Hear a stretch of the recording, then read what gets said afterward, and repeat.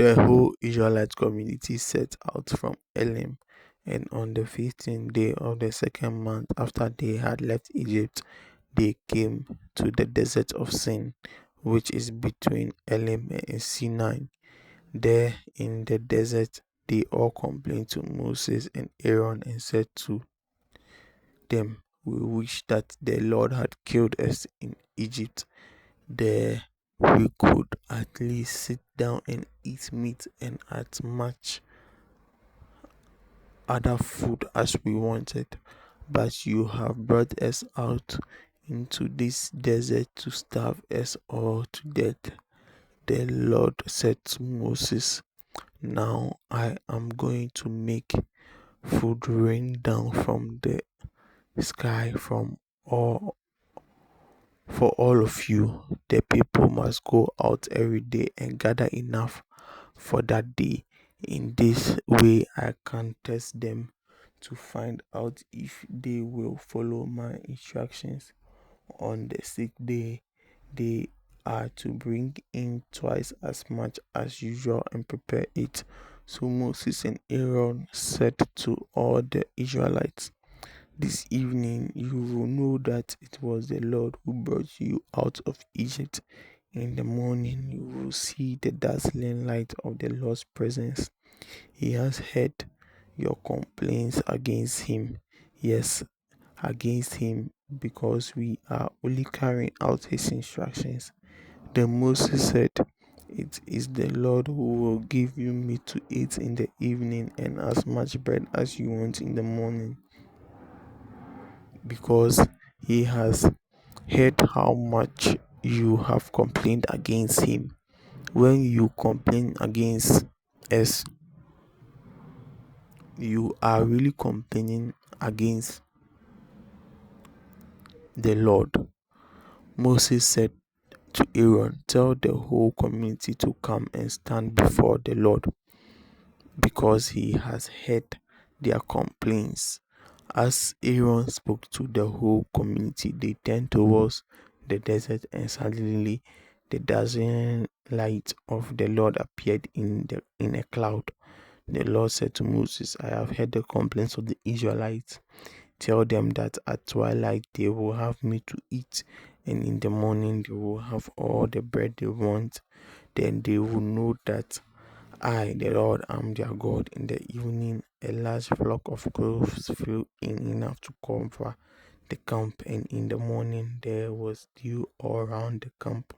When the dew evaporated, there was something thin and flaky on the surface of the desert. It was as delicate as frost. When the Israelites saw it, they didn't know what it was and asked each other, "What is it?" Moses said to them, "This is the food that the Lord has given you to eat.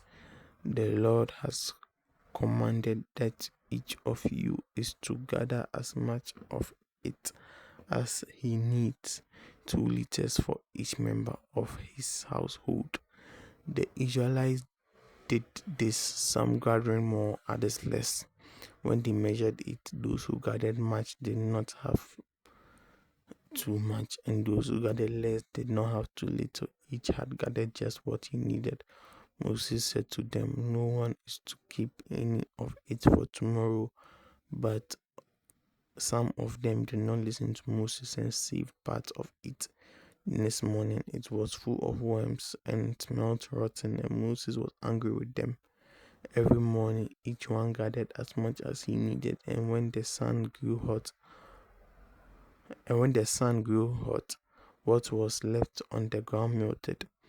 On the sixth day, they gathered twice as much food, 4 liters for each person. All the leaders of the community came and told Moses about it, and he said to them, "The Lord has commanded that tomorrow is a holy day of rest dedicated to him. Bake today what you want to bake, and boil what you want to boil. When whatever is left should be put aside and kept for tomorrow." As Moses had commanded, they kept what was left until the next day. It did not spoil or get worms in it.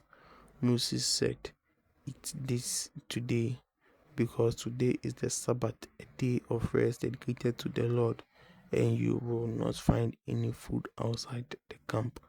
You must gather food for 6 days, but on the seventh day, the day of rest, there will be none." On the seventh day, some of the people went out to gather food, but they did not find any. Then the Lord said to Moses, "How much longer will you people refuse to obey my commands? Remember that I, the Lord, have given you a day of rest, and that is why on this day I will always give you enough food for 2 days. Everyone is to stay where he is on the seventh day and not leave his home." So the people did no work on the seventh day. The people of Israel called the food manna. It was like a small white seed and tasted like biscuit made with honey. Moses said, "The Lord has commanded us to save some manna to be kept for our descendants, so that they can see the food which he gave us to eat in the desert when he brought us out of Egypt." Moses said to Aaron, "Take a jar, put 2 liters of manna in it, and place it in the Lord's presence to be kept for our descendants, as the Lord had commanded Moses." Aaron put it in front of the covenant box so that it could be kept. The Israelites ate manna for the next 40 years until they reached the land of Canaan, where they settled. The standard dry measure then in use equaled 20 liters.